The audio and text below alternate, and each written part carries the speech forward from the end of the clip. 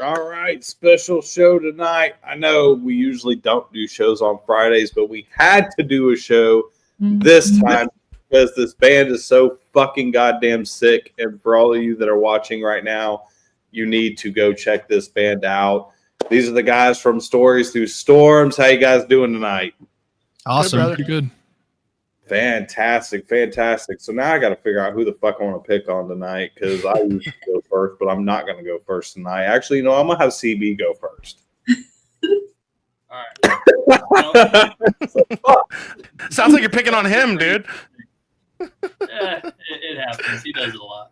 Look, he's my roommate. He's my roommate, my brother, so I can't pick on him. So tell us the craziest thing you guys have seen On tour. on tour. In this band or in any band? Anybody. Any band, anything you've seen. Yeah, anything in your musical career is playing live shows. What is the craziest goddamn thing you've ever seen? Give us the stories. I mean, I can go first off of our recent one. You go ahead. We were just on tour with our friends in Left on Red at the beginning of August, and their van broke down, and we were helping them out. And then as we were driving into Wyoming, our trailer popped off the hitch and chased us. Oh, shit. Oh, no. Yeah. Oh, shit. I was in the back screaming like a pansy. I was like, fucking. I turned around and like, stop! Poor Chris was driving, bro. Yeah. Woke me up from my nap. We were driving and there were a few bump signs and I went over a few and it went smoothly, like going slow over. I was like, yeah, it's fine. And then I think it was the third one we hit it and it was I felt it and I heard the trailer just scrape on the gravel and I was like, oh fuck. Everybody's screaming. I'm just like, oh fuck. And so I just calmly went to the side and shit popped off. Yeah. Oh, no. Literally was popping off. Yeah. That's probably one of the more crazy ones that I've seen. So I think I would have shit myself. I almost did, bro. Like I never. You're telling me. Yeah. I like never get so I never get like I'm not one for like the THC variety. I'm very much like a drinker. But I get like super bad anxiety and like just driving. And we were going through South Dakota and we had Left on Red with us in the van and all of their shit in the trailer, so we're like double weighted. We got 9 people instead of 5, and I'm just like in the back like, all right, I need something to like take the edge off for a little bit. So I asked Corey. Yeah. I asked Corey for like a pinky scrape of edible, and I haven't taken those in probably 6 or 7 years. Nobody told me they're fast acting now. Let's start there. Nobody fucking told me that those motherfuckers are like, hi, I'm here.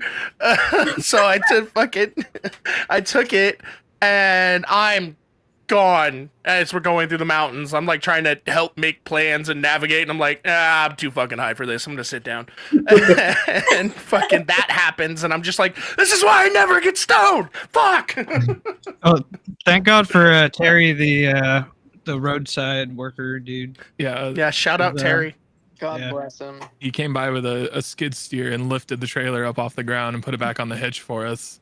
So, Yeah. Oh my God, that would have been terrible. Oh. It could have been worse. It could have been worse. Could have, yeah. Oh, yeah. Luckily, the ball hitch like deflected the trailer. It got a little bit of damage to the trailer, but like, I mean, like, you're gonna get some fucking wear and tear on the road.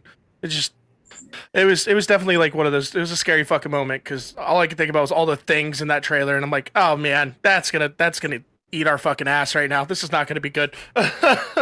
I understand because I was on tour one time. We were driving through the Grand Canyon, and a fucking winter storm hit like instantly, and it was everything. Grand Canyon? Yes, fucking snow everywhere. I mean, feet of snow within like 30 minutes. Everything's frozen. Semi trucks are hauling ass past us. We didn't have chain tires. We didn't live in an area that needed. We didn't even know you were supposed to have chains on tires. And fucking, we're like sliding down this hill. We almost go off a fucking cliff. And I was like, literally see my fucking life flash before my eyes. I've never been so goddamn scared in my life. It took us 5.5 hours to get out of this goddamn fucking mountain range down to flat ground. And I was like, I don't give a shit how far we have to go. We are not going in any more goddamn fucking cold states. Go to Arizona. I'm not doing it.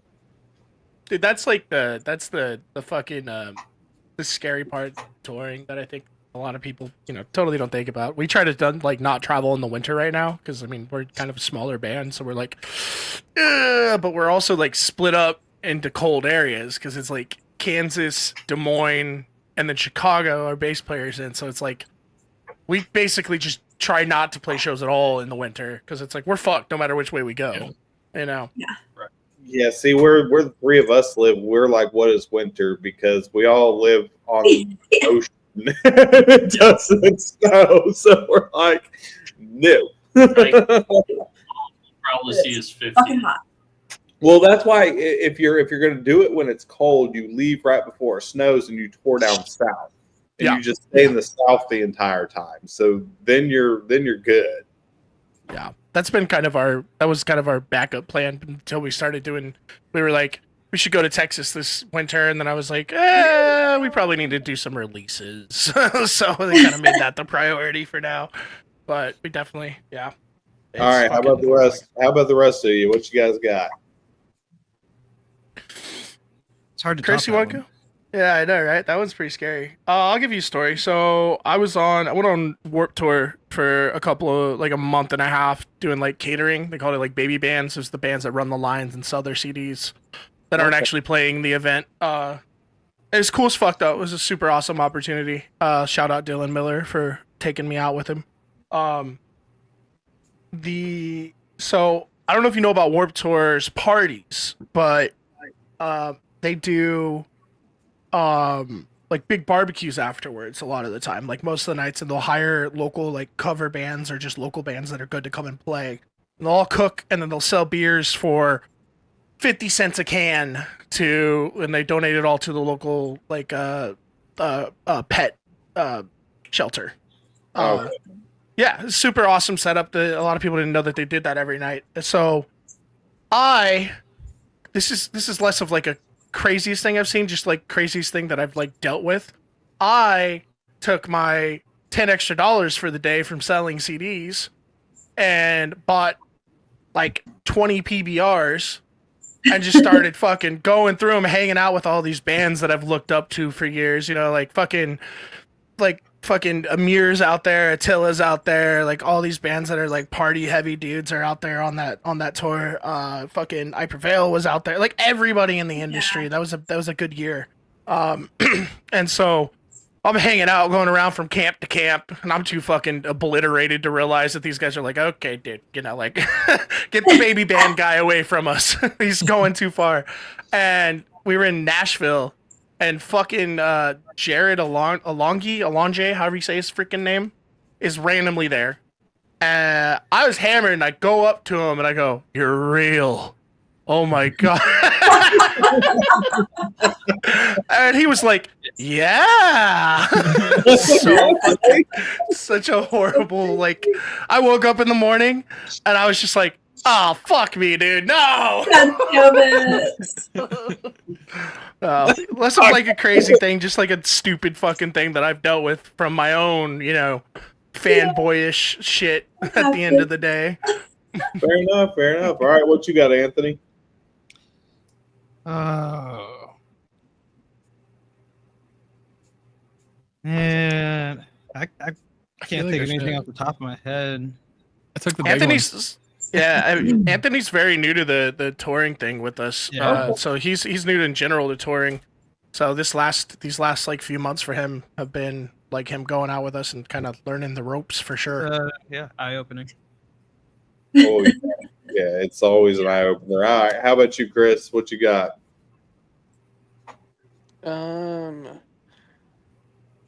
Shit. I mean, the first thing I can think of, I was touring with a different band. We played a show, get on the highway, and the guy that we toured in an RV, and he turned on the highway, and we felt a bump, and we're like, he was like, yeah, nah, it's fine. Like it was just maybe hit a curb or something. And then we're driving, and we smell smoke, and we're like, that's not good. Something's not And right. so like the first exit we take, luckily was a Buc-ee's. And so we get out there, he popped a whole tire and was just literally like one of the tires was just completely flat. We get there, it's like 3:00 in the morning. We're like, all right, well, we'll just chill here for a bit, like we'll figure this out. And like 2 hours later, the manager comes and knocks, and they're like, dude, you gotta move. And we're like, we can't. So we called like 3 different companies trying to get different tires and whatnot. And so we're there for like 8 hours just chilling as like multiple employees come and knock on the door, and we're like, oh, we're working on it. And so it ended up costing like hundreds and hundreds of dollars. Oh, And it was just a shit storm for the day. Like we barely made it to the next show in time. Just one of those days. I feel you. I was on tour. I guess I was in my late 20s, and we were on the fucking high, and we were in the middle of fucking nowhere, like middle of nowhere, Texas. There ain't shit for fucking miles. And I guess we had just had our oil changed, and they didn't put the plug in right. Fucking assholes. All the oil drained, and it threw a rod through the fucking engine. Oh, And I'm no. fucking walking there driving, all of a sudden just boom! Fucking, you see fucking just smoke coming out of the fucking engine. And we pull over the fucking side. I'm talking like it's like a scene from like Looney Tunes where like Coyote and Roadrunner, there's nothing but like cactuses and shit and like tumbleweeds, and there's fucking nobody. We sat there for 12 hours until fucking finally highway patrol came rolling through and pulled over. None of us had fucking, the phones wouldn't work. Cell phones would not work. We had no fucking reception whatsoever. So we couldn't call nobody, nothing. Luckily, we had a generator. So we were able to keep like electricity, and we had an AC unit and shit like that. So we were able to stay comfortable, but we had to sit there for like fucking 12 hours. We missed like 2 shows from that shit.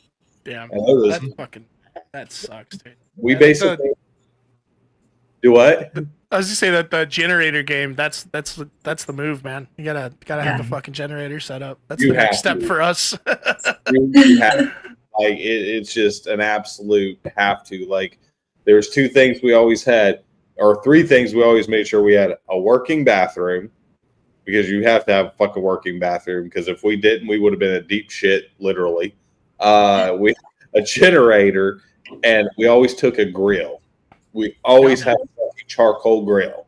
Yeah, we take a Blackstone with us. Our boy Christian, the bass player, that boy can throw the fuck down, bro. He cooks like. There you go. There you go.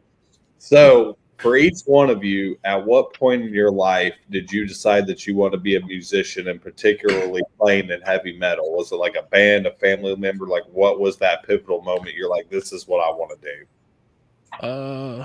I think for me, it was definitely when I was little. I remember watching like Warped Tour on Fuse and seeing those shows as a kid. I mean, my mom was always like pushing me towards music anyways. You know, we'd get in the car and she'd play like fucking, you know, all the old school shit, Metallica, fucking Skid Row, Hrough, all that shit. She'd fucking use my head as a drum. That was her big habit. Literally beat the music into me, I guess, at the end of the day. So, yeah, I started getting a little heavier with it. Like I started with like pop punk, like Good Charlotte and shit. That was my Good Charlotte was one of my favorite bands. And then we lived in North Dakota, and her boyfriend, who she was dating at the time, had a daughter who was like 16, and she was into like like Thrice and like Taking Back Sunday and shit, and different bands that were kind of just a little bit above like me being able to discover shit at that point, especially in North Dakota on fucking dial-up. You know, y'all who launch is like launch one video within the hour kind of shit at that point. Yeah. Then I went to fucking summer camp, and all these like they brought like the teenage summer camp, and all these kids are like, this little dude rocks, and they're showing me all this like heavy shit, like As They Lay Dying and shit. I was like, all right, cool. Like this is what we're going with. Okay. All right, tell me what you got.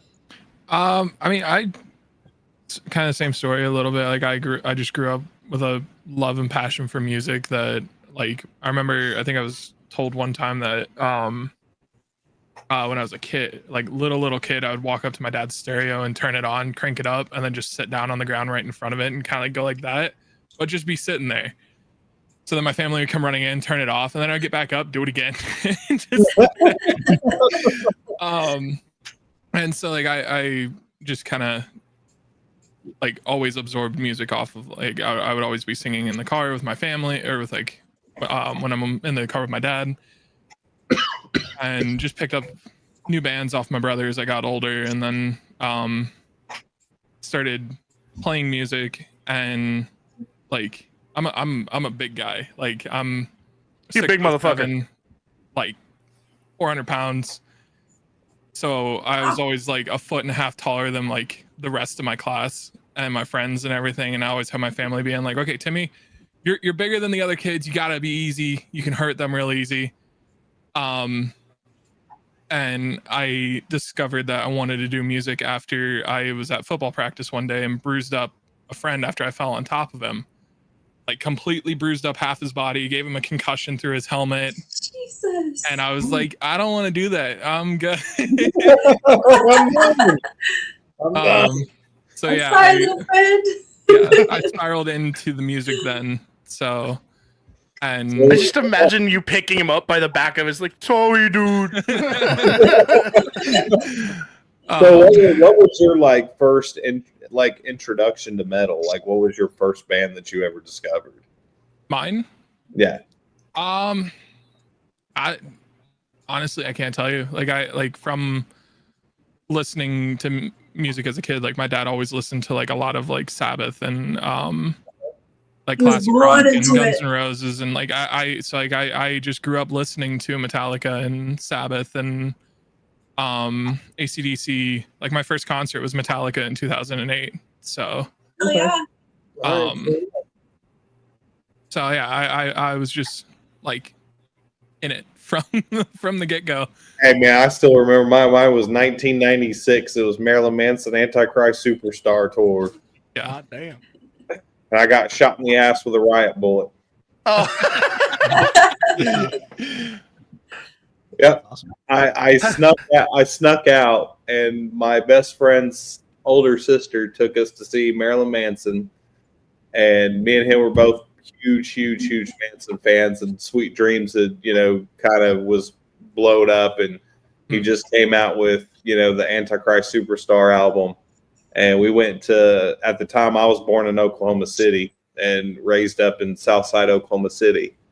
And we went, and a bunch of like Christian groups showed up picketing and stuff, like protesting, and we were leaving, and all of a sudden fucking here come the damn beer bottles being thrown at us. Next thing I know, here come the fucking cops, and they're firing the damn big rubber bullets, and I was like goddamn Forrest Gump running through there, fucking guy. Yeah, something bit me. Fucking went down. I'm shot. I'm hit. It just turned out it was just a big fucking rubber bullet that really just hurt my pride more than anything. All right, Anthony, what you got? I didn't really grow up very musical. Like, didn't really have an interest other than like listening to like pop punk bands like Blink-182 on the radio. My mom had a CD collection. She never really listened to it, but I would go through it and I'd listen to bands like Korn and Snoop Dogg, or just like whatever. She had Bush, Nirvana, whatever was in there. But I think it really hit me was playing Guitar Hero and playing at my childhood friend's house. His dad was in a band, and I think that's what inspired me to want to get a guitar. And it was like, that was my first introduction, I think, to like really loving metal too. I remember like playing Stricken by Disturbed, and I think my favorite thing ever was the Tom Morello Guitar Hero battle, because it was just like, it was sounds that guitars don't usually make. It was like DJ scratches and like weird like beep boop noises and stuff, and like that set me off. Like I wanted to do that, and I actually got to see him my first concert. He wasn't in like Audio Slave or Rage Against the Machine. He was like in a side project, and I had no idea it was him. And I was like, why is this guy ripping off Tom Morello? It turned out it was like coolest. That was the coolest like performance I've seen. Started playing guitar after that. Like at the age of like 11, I think. And I played stuff like Blink-182 and Sum 41. Also really like Death Clock. I love Brendan Small's stuff. And then I met Storm, and he got me to like actually step out in front of people. We were in a band in high school, which reminded me of, I think, the first show I ever played. Speaking of like craziest shit I ever saw, remember that firework that blew up behind the drummer on that really windy day? I totally forgot about that. It was supposed to go up in the air and it exploded. Yeah, it blew up. Yeah, like right behind the stage, like on top of the drummer. Yeah, so we thought we were rock stars as teenagers, and we were doing like a backyard jam thing. It's like during the 4th, and I was like, "Fuck it! Like, let's just have people behind us shooting artillery off. Like, who cares? Like, let's have fun with it." Storming and too windy for it though. Yeah, it's like blowing wind. They're like, "Are you sure about this?" I'm like, "Yeah, fucking do it. None of us are gonna get hurt, right?" Fucking artillery shell just lands on top of the drummer's kit. But that was like one of my first. That was like probably my first show, I think. I had so much fun. I loved it ever since. All right. What you got, Chris? For me, my dad played guitar since he was a teenager, so I grew up with like Beatles and Zeppelin and all those kind of bands. And then one day I was on YouTube and I discovered a song popped up, and it was Enter Sandman, and I was like, "Oh, this is pretty cool." And then I saw a live video of them playing with Joey Jordison was playing. He filled in for a festival show, I think. Yeah. And I was like, "Why is this dude wearing a mask? Like, who is this guy?" And I was like, "Oh, he plays for a band named Slipknot." And then I was like, "Well, I guess I'll go check them out." And it was probably like maybe 7th grade or something. and I was like, oh, this is heavy. I like this.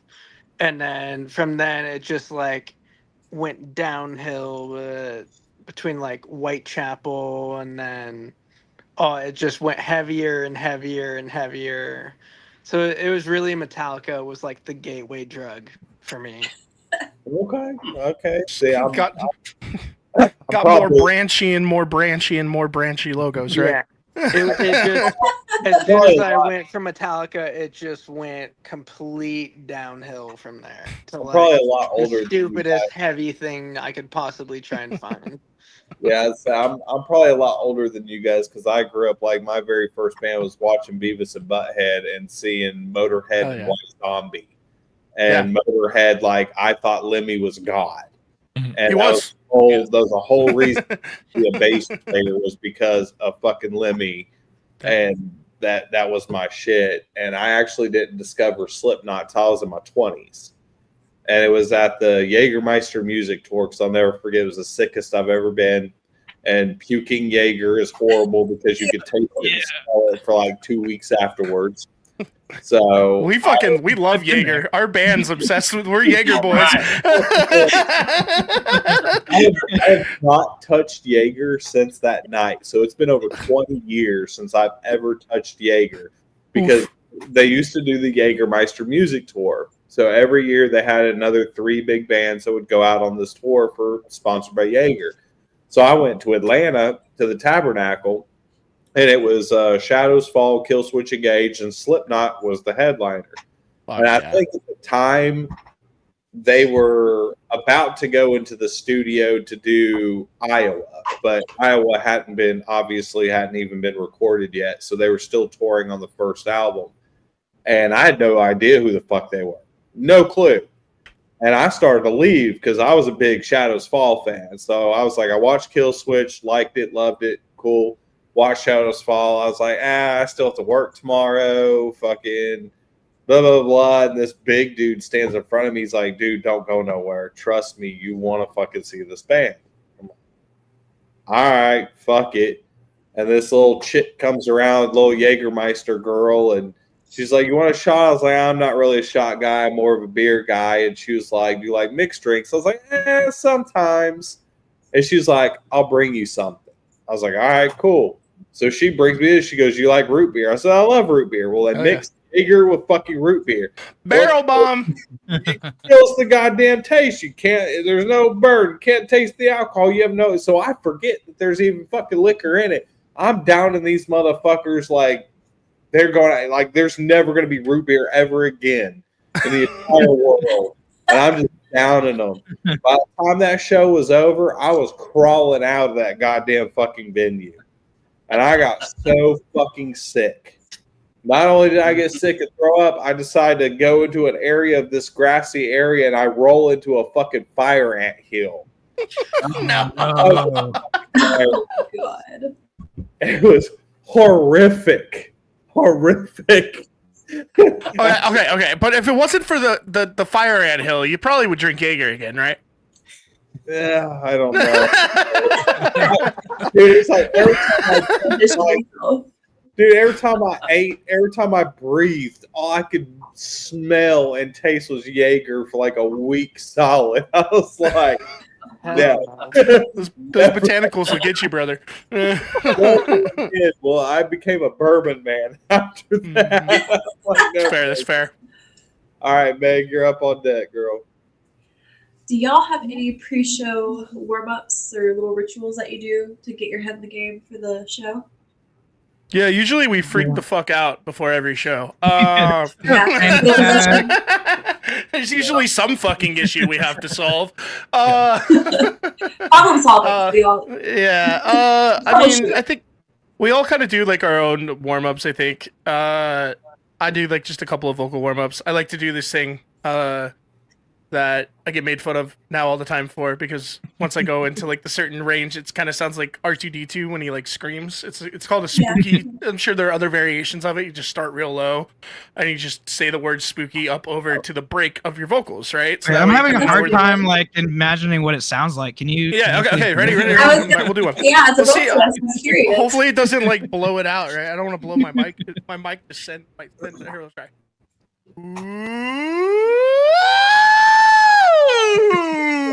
Spooky. Oh, okay. That's all That's all it is, right? Yeah. It's just meant to kind of like smooth that break out and when you're heading for high notes and whatnot. And so I'll do those, couple rounds of those, couple of blaz as, and and we're getting a little fucking circle and do a little handbrake and go play a show. I mean, good team. yeah, exactly. Fair enough. All right. How about the rest of you? What you got? I mean, I just kind of freak out and make sure I got everything, and I'll do a little bit of like kind of some like facial stretches, like just opening my jaw and like making sure that everything's opening properly and working good, and just do a couple like back stretches a little bit and kind of walk around leg stretches, making sure that I'm kind of good and ready to go. And yeah, Right. simple. She did that too.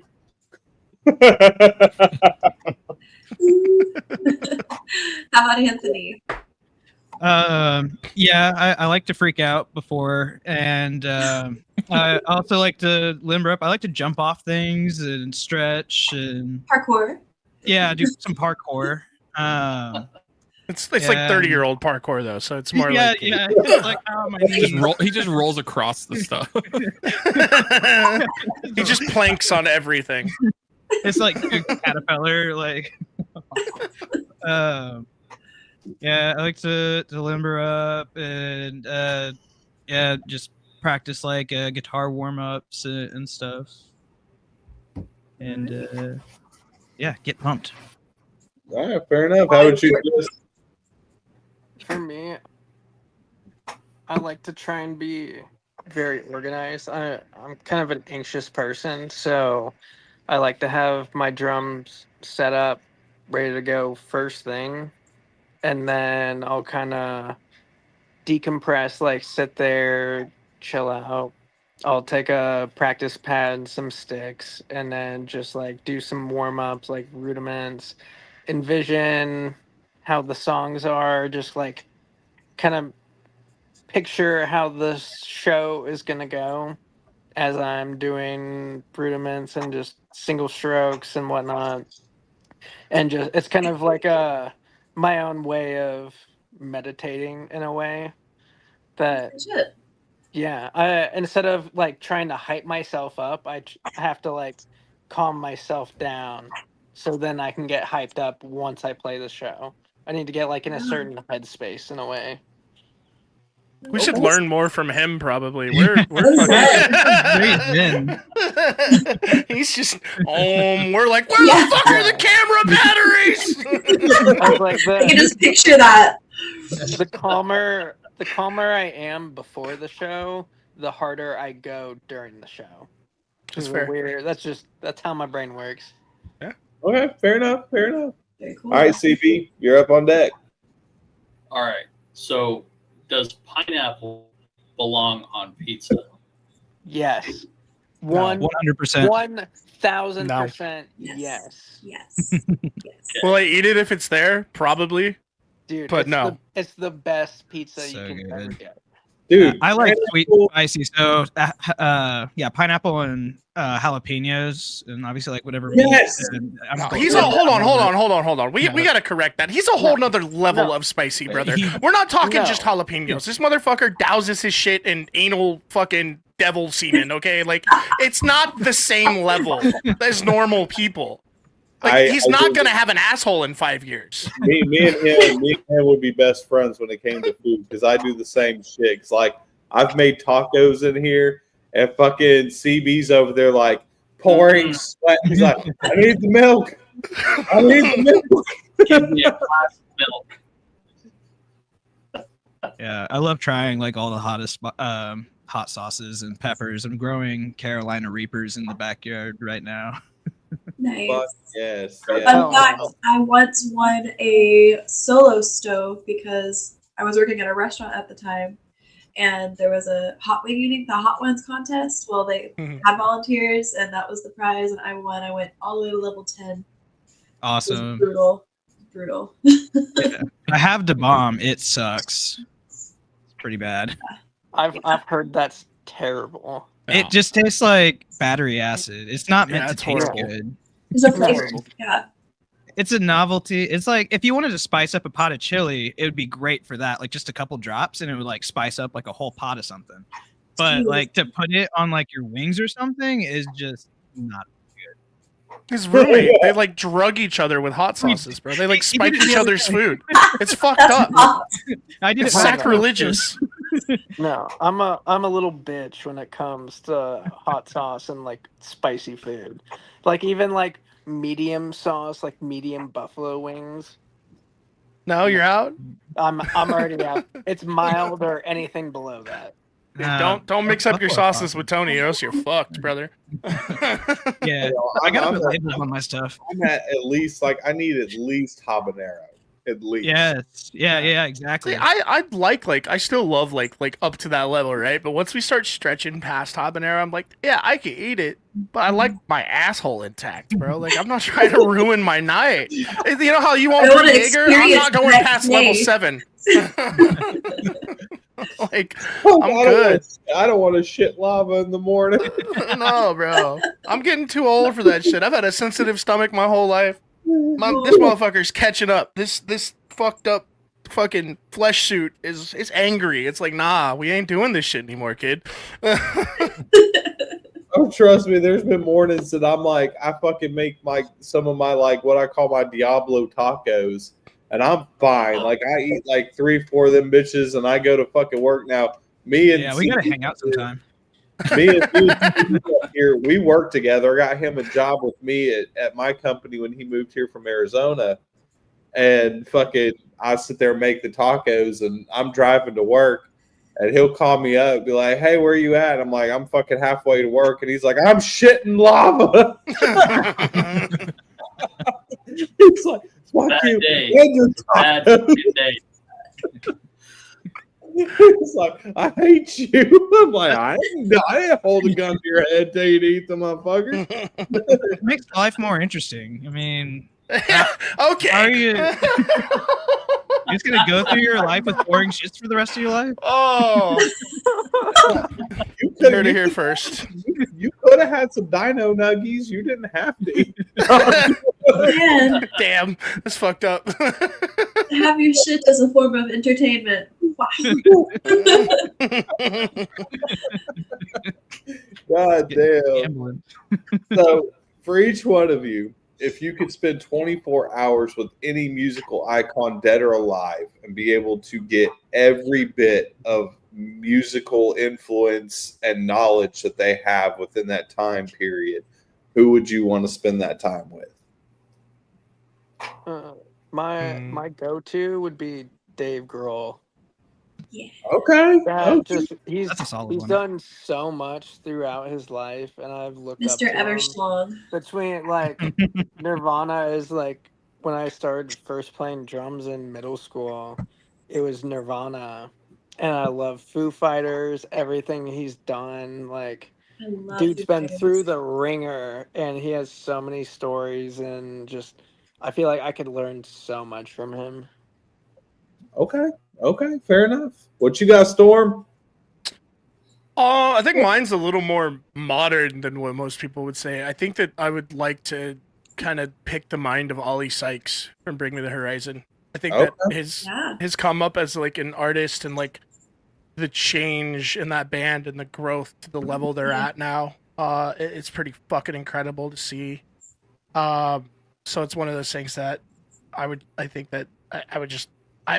still want, till this day, I want to work with him. I mean, I will always want to work with him. I really want to do like a music video or something with him because he directs and shit. And I would love to see how he kind of lays things out because their shit's always just like kind of next level production on all fronts, live and in the videos. So yeah, that's kind of the guy that I would think I would go for. Okay. All right, Timmy, what you got? I don't know. There's like so many names that come to mind for me. Like probably guitar playing wise, like I think it would be cool just to maybe sit and pick the brains of like either Mick or Jim from Slipknot. Like I would like to sit and just kind of pick their brains a little bit on some stuff. Or like any of the classics like Tony Iommi or fucking Angus or any of those guys. Jimmy, fucking any of them. It'd just be fun to sit and pick their brains. Okay. So yeah. All right, Anthony, what you got? Yeah, so many names come to mind. I think definitely like I don't know. I like people who do things like a little unconventional, like God damn it,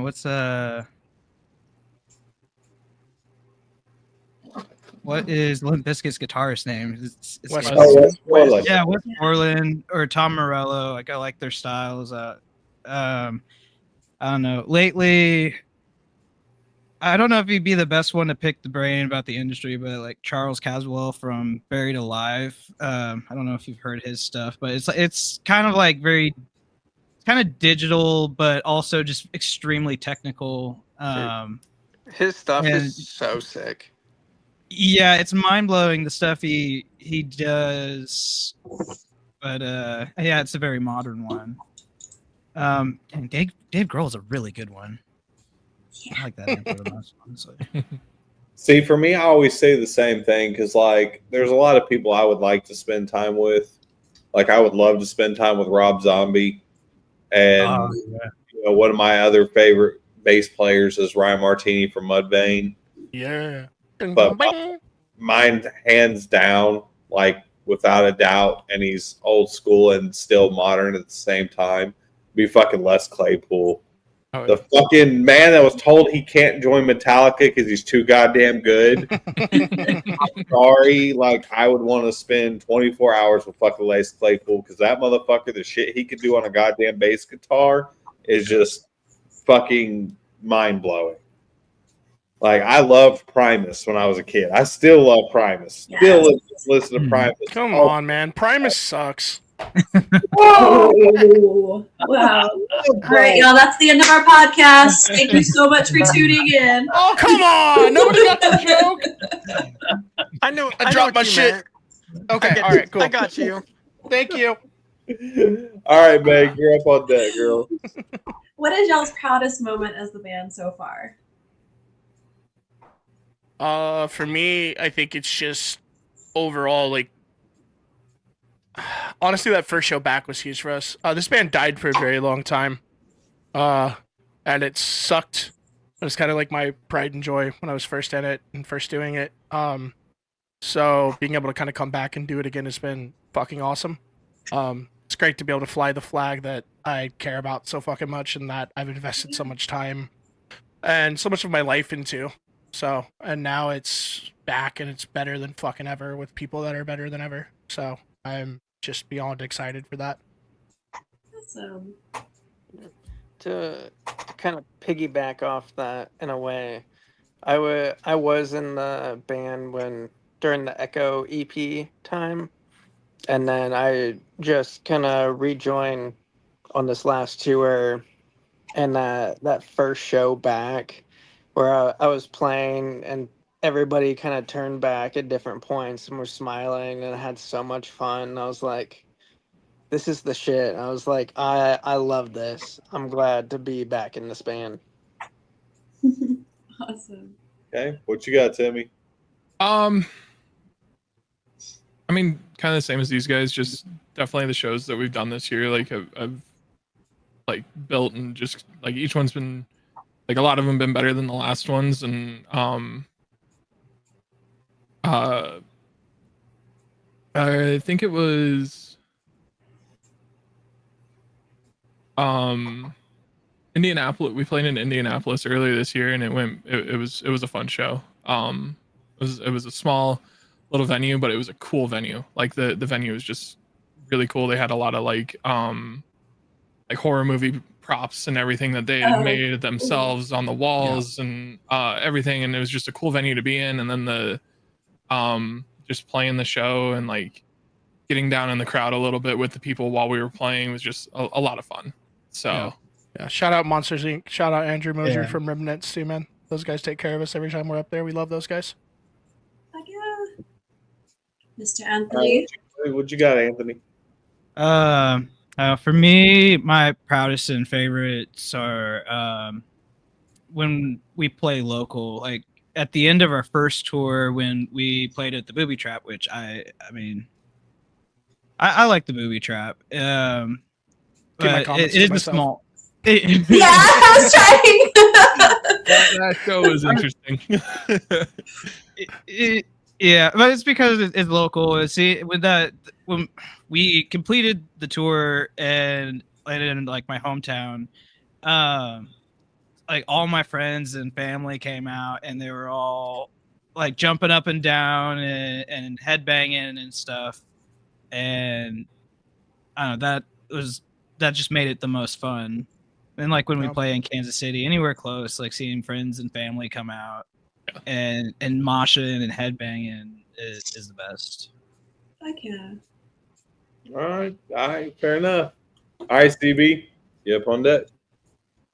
So if you guys could give advice to any bands that are coming up, starting brand new, starting over, what would that advice be for them? Don't listen to fucking anybody about anything. You learn everything your fucking self. Everybody has a different experience coming into this industry. Everybody has a different route, a different path.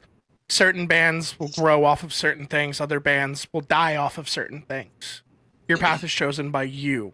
If you believe in the music you're writing, if you believe in the project you're doing, take it fucking seriously, and you do it for you guys. You don't do it for anybody else at the end of the day. Reach. All right, who's next? Just honestly, just keep going. Like the only way it's not gonna work out is if you stop. Like just keep going, keep grinding, just keep doing you, and no matter what, just push forward and things will work out how they should. Do the stuff that makes you happy. Like with us, at the end of the day, you're putting your art out there and you're expressing yourself and your dreams and your wants, things that you've been through, your trauma, your everything. And it, like they've said, don't listen to what people have to say on if it's negative. Especially like just keep pushing, just keep doing what makes you happy, and eventually you'll be hitting people that are in those same boats with you, that have been through the same things with you. That's kind of like what brought Storm and I together was we both had some things go on with our former bands a little bit, and it brought us together and helped us decide that, all right, we're going to do this. So This project is just a trauma bond. Yeah. That's all it is. I understand that. I definitely understand that. So, one of my favorite questions. Wait, what about Anthony? Oh, Anthony. Yeah, I was gonna say, yeah, don't listen to, negative people. Surround yourself with people you trust, and work hard and grind at what's fun for you. That's about it.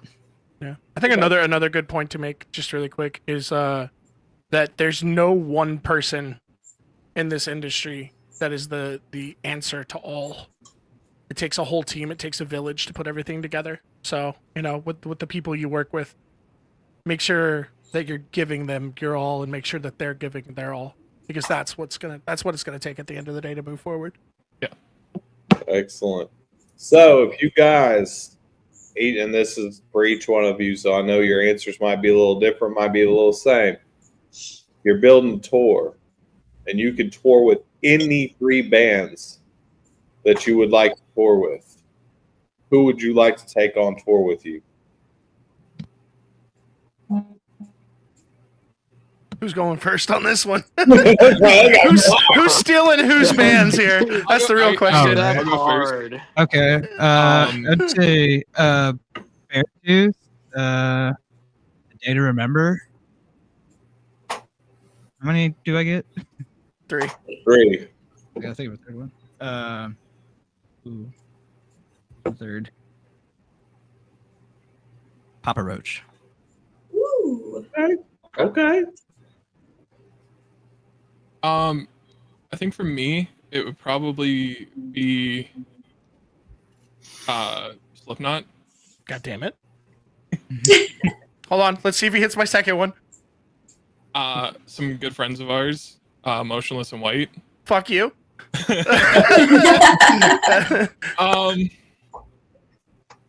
And yeah, I don't know. There's been a lot of bands like it changes every day for me. Like I'll be listening to something and be like, oh, this would be a fun band to tour with, or this one.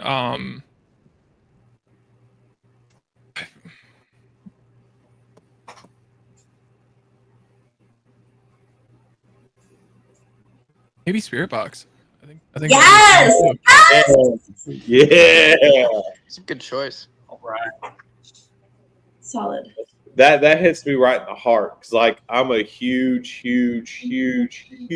I Wrestled a Bear Once fan. So I was watching, Courtney when she was with Iwabo, and fucking I followed her to Spirit Box, and they are phenomenal. Yeah. What a fucking band name, by the way. All right, who you got, Storm? Oh, he ripped my first two. Definitely Slipknot. That's a big one for me. The Motionless Boys. Those guys have been a huge, they've been great friends of ours for a minute now. Thanks to JD, our producer. He's the old guitar player from Ice Nine Kills, and he kind of introduced me into that world, and that's ironically how I met Timmy. So he just happened to live in Des Moines, just a few hours away, and I was like, "Perfect. You want to be in the band, dude?" So yeah, that's crazy. It's awesome. I think for my third one, though, I'd probably go with Architects. I've recently I've really fallen in love with them lately. So they're fucking awesome. Yeah, they're dope as shit. They're dope as shit. I dig it. I dig it. All right, Meg, you're up. Oh man. Have y'all ever pranked each other on stage, on tour? Have y'all ever gotten a little feisty? I've seen some smile. think But it's so. not- No. I'd like to brew some stuff up though. But we did prank another band. Okay, who? What? So our friends in a band called The Tale Untold, we're on tour with them back in April, and they got a video of them coming up and knocking on our bedroom door, on our hotel room door, and acting like they were offering us something, and then popped out with a Nerf gun and shot our drummer at the time with it. So we were like, okay.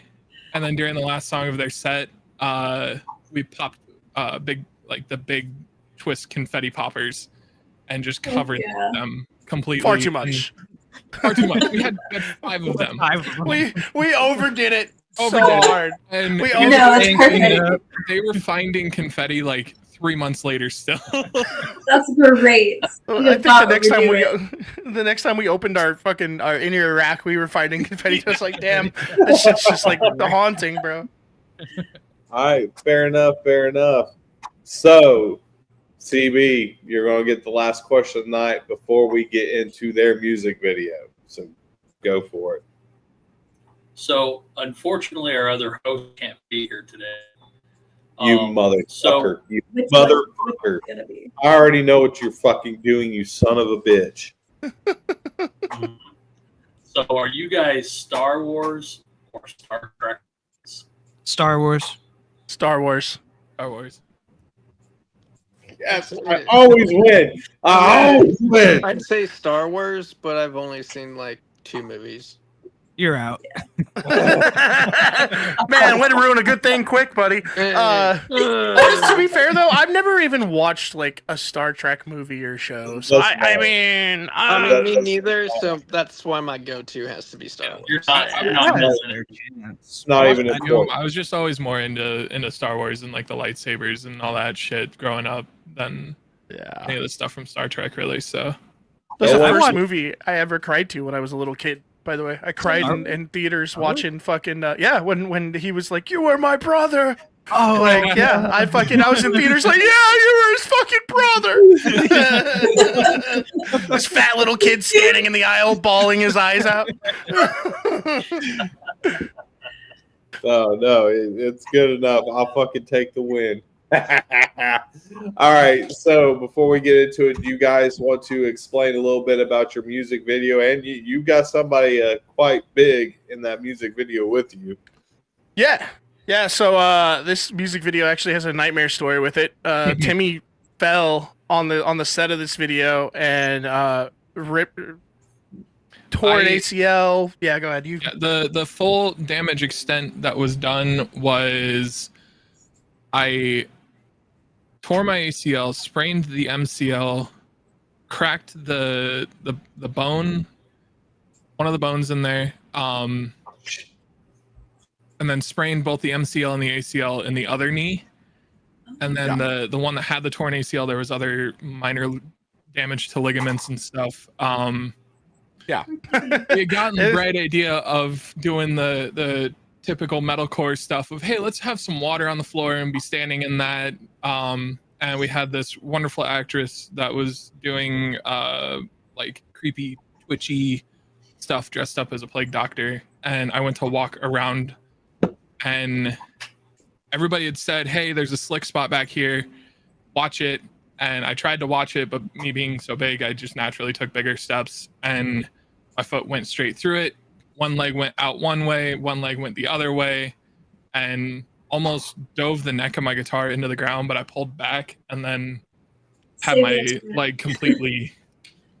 So if he would have just let the guitar eat it, he might have been fine. I still don't think that would have saved it.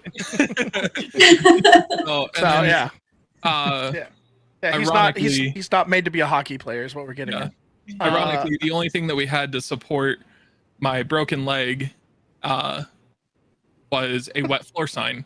As I'm sitting in a prop wheelchair with it stretched out to a computer chair with a wet floor sign underneath of it. Please tell me y'all got a picture of that. Yeah. We actually, after we sent him off to the hospital, we all took a picture with the wet floor sign in front. We didn't know the damage extents at that point. Okay, we didn't know that he had just fried both his legs for the year. But yeah, so yeah, the video was it's a traumatizing video, and you see a little less of Timmy in it. But yeah, it was awesome. We got Michael Bond on the track, which was fucking sick. Awesome guy to work with. He's Woe Is Me and X Issues. So super cool, super expensive video that we will not be expending much, that much money on again. But nonetheless, it was cool for what we did. We also got to work with Scott Hansen and his wonderful wife and crew, who had done music videos for a bunch of other people. But it was other than that whole thing, it was a great time. So for sure. Yeah. All right, fantastic. So on that, we are out of here, but we are going to let you guys see this music video that they were just talking about. It's the end. We will be back next week. We've got 6 shows next week. Some of those are double days. We've got a whole packed week next week. So you know what we say. Please be good to each other. Don't drink and drive. And for the love of the gods and goddesses, please wrap your fucking tools. On that, here's their music video. Please go check out all their social media accounts. Go to Facebook, Instagram, anything else they fucking got, because there's so many goddamn fucking social media shit. I can't keep up with all of it. I'm too goddamn old. I don't fucking know. Just go fucking do it. And if you can, go catch them at a show, buy some fucking merch, and support all these bands that you're watching on the show. On that, have a great night. We'll see you guys on Monday. Thank you Oh, for thank having you. me. Everyone. Appreciate you guys.